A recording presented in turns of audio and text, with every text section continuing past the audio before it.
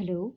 हम पढ़ रहे थे कि अ, पेड़ों के काटने से हमें क्या नुकसान होता है, यानी कि डिफॉरेस्टेशन का अर्थ पर और जंगल में रहने वाले जानवरों पर क्या असर होता है।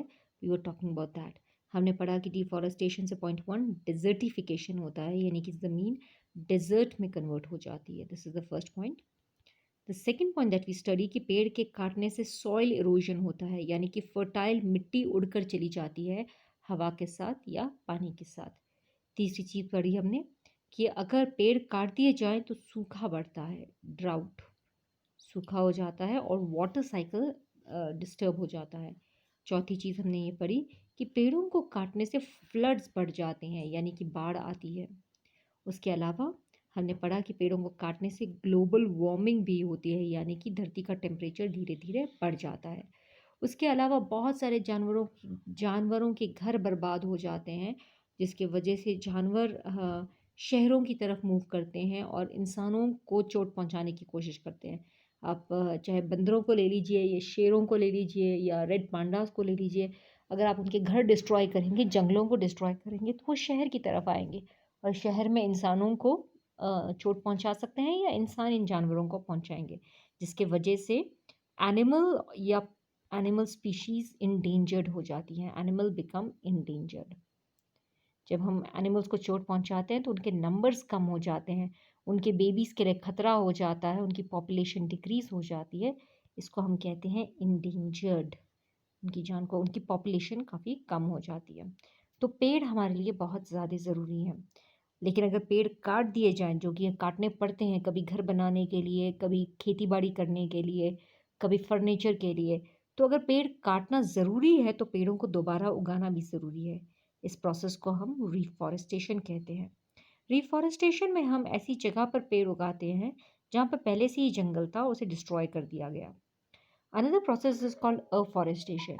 अफ़ॉरेस्टेशन में हम एक ऐसी ज़मीन पे पेड़ उगाते हैं जो नॉन फॉरेस्ट एरिया है, जहाँ पे पहले कभी जंगल नहीं हुआ करता था।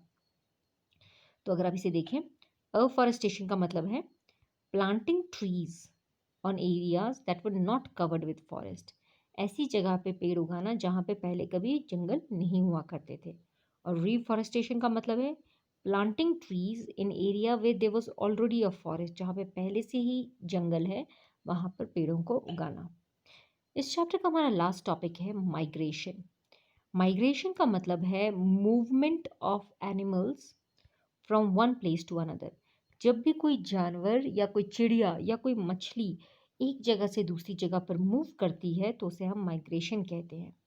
अगर हम समझना चाहें कि जानवर माइग्रेट क्यों करते हैं, तो हमें ये जानने की ज़रूरत है कि जानवर अक्सर माइग्रेट करते हैं सबसे पहले टेम्परेचर से बचने के लिए। जैसे कि साइबेरिया में रशिया में बहुत ठंडा टेम्परेचर हो जाता है सर्दियों में, तो रशिया से बहुत सारी चिड़ियाँ ग्रुप बनाकर इंडिया की तरफ मूव करती हैं। तो ठंडे टेम्परेचर से बचने के लिए चिड़िया अक्सर माइग्रेट करती हैं। अगर उनके इलाके में खाना कम पड़ जाए तो भी चिड़िया माइग्रेट करती है। अपने बेबीज़ को प्रोटेक्ट करने के लिए भी जानवर माइग्रेट करते हैं। और कभी-कभी प्रेडेटर से बचने के लिए किसी किसी खतरनाक जानवर से बचने के लिए भी चिड़िया माइग्रेट करती है या जानवर माइग्रेट करते हैं। रास्ते में माइग्रेट करते वक़्त चिड़ियों को क्या नुकसान होता है? एक तो उन्हें ठंडा वेदर मिल सकता है, they can get very cold weather और हॉट वेदर, या सूखा पड़ सकता है, या फिर उन्हें खतरनाक रास्ते में खतरनाक चिड़िया मिल सकती है या इंसान उन्हें हंट कर सकते हैं। तो ये माइग्रेशन के टाइम पे होने वाले नुकसानों को फेस करना पड़ता है। मछलियों की भी एक बात होती है, फिशेज़ भी अ, रिप्रोड्यूस करने के लिए, बेबीज़ प्रोड्यूस करने के लिए कभी-कभी समुंदर की मछलियाँ नदी में के पानी में आ जाती हैं, from salty water to fresh water आती हैं और वहाँ पे बेबीज़ प्रोड्यूस करने के बाद वो वहाँ पे मर जाती हैं। फिर फ्रेश वाटर से, नदी से मछलियाँ वापस समुंदर की तरफ आती हैं। इसको भी माइग्रेशन कहा जाता है। और कभी-कभी ऐसी मछलियाँ भी होती हैं जो रिवर से, यानी कि फ्रेश वाटर से माइग्रेट करके समुंदर में जाती हैं, नमकीन पानी में, वहाँ पे वो रिप्रोड्यूस करके बेबीज़ प्रोड्यूस करती हैं और उसके बेबीज़ फिर फ्रेश वाटर यानी कि रिवर में दोबारा वापस आ जाती हैं। So this is called migration. चिड़ियों का आपने अक्सर ग्रुप देखा होगा जो वी शेप के फॉर्म में ठंडे क्लाइमेट से गर्म क्लाइमेट में जाती हैं।